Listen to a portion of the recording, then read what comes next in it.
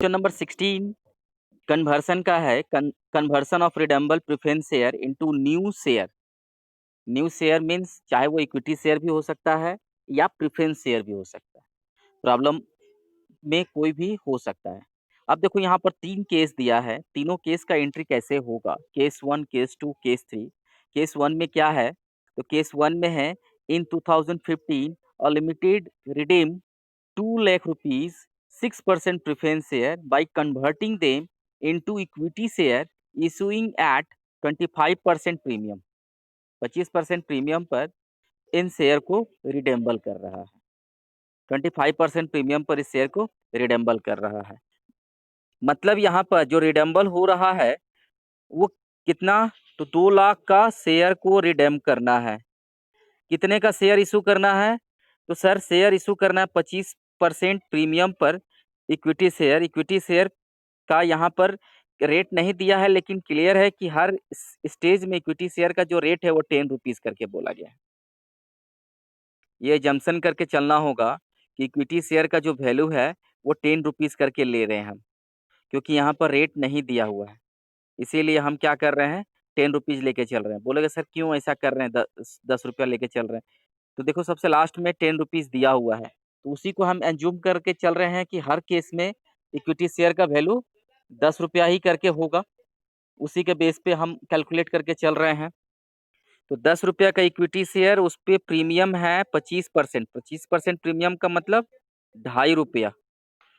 तो 2 लाख को 12.5 से डिवाइड करेंगे तो नंबर ऑफ इक्विटी शेयर आ जाएगा।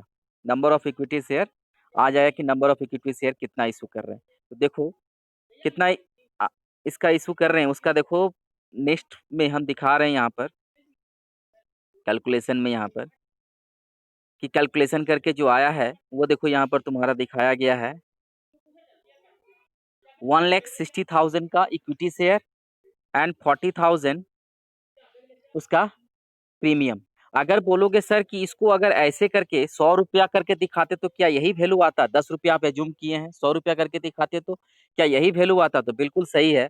तुम 2 लाख का पेमेंट करना है, उसके लिए 100 का शेयर 25 रुपया प्रीमियम यानी 125 रुपया पे तुमको इशू करना है। तो 125 से 2 लाख को डिवाइड करोगे तो 16,000 आएगा।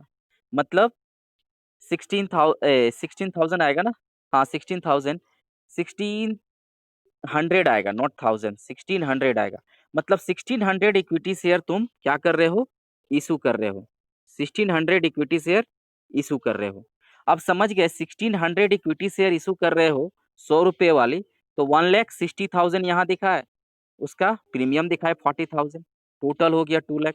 तो 10 रुपया मान के चलो या 100 रुपया मान के चलो, किसी से भी तुम्हारा कैलकुलेशन में सॉल्यूशन यही आएगा। इसलिए बिल्कुल ये नहीं सोचना है कि हमको करना क्या है, 10 रुपया क्यों ले, 100 रुपया क्यों ना ले। तो तुमको जो इजी पड़े उसको कैलकुलेशन के लिए पर्पज से लो, उसी से कैलकुलेट करो। 100 रुपया ही लो, उसी से कैलकुलेट करो, कोई दिक्कत वाली बात नहीं है यहाँ पर। अब हमने क्या किया कि यहाँ पर निकाला इक्विटी शेयर कितना इशू करना पड़ा। तो redeemable preference share capital account debit to equity share capital to security premium. हमने क्या किया, प्रेफरेंस शेयर को सिक्योरिटी प्रीमियम पर इक्विटी शेयर दे दिया। प्रेफरेंस शेयर होल्डर खूब खुश हो गया कि चलो हमको इक्विटी शेयर मिल गया। अब देखो हमने ये प्रीमियम पे मेकअप किया है पैसा 2 लाख का, तो 40,000 जो प्रीमियम का पैसा है उसको स्टेटमेंट पीएल से सीआरआर हमको बनाना पड़ा, क्योंकि पता है कि प्रीमियम का पैसा प्रीमियम को मेकअप करने के लिए इस्तेमाल करते हैं। प्रीमियम का पैसा इक्विटी शेयर के रिडम्पशन के लिए इस्तेमाल, प्रेफरेंस शेयर का रिडम्पशन का इस्तेमाल नहीं करते हैं, इसीलिए हमको अलग से सीआरआर बनाना पड़ा। तो ये था केस 1 का क्वेश्चन। अब देखो केस 2 में हमारा क्या है, तो केस 2 में जब जाओगे तो देखोगे क्या यहाँ पर, in 2016 A limited redeem 95,000 7% preference share by converting them into equity share issuing at 5% discount. 5% discount पे इक्विटी शेयर दे रहे हो। अब यहाँ करना क्या होगा, 5% डिस्काउंट पे इक्विटी शेयर दे रहे हो तो देखो यहाँ पर redeemable preference share 95,000 discount on issue of share and to equity share capital 1 lakh. बोलोगे सर ये 1 लाख कैसे आ गया, तो देखो यहाँ पर करना क्या होगा तुमको, 1 लाख कैसे आया, तुमको पेमेंट करना है 95,000 पेमेंट करना है। इक्विटी शेयर कितना देना है? 5% डिस्काउंट पे, यानी 100 - 5 = 95 पे देना है। 95 95 10,000 1000 1000 इंटू 100 = 1 लाख का इक्विटी शेयर कैपिटल हो गया, एंड उसका 5% डिस्काउंट हो गया, ये पेमेंट हो गया। इस टाइप से तुम्हारा नंबर ऑफ शेयर निकालते हैं। नंबर ऑफ शेयर निकालने का तरीका तुमको पहले भी देखे होंगे, पढ़े होंगे।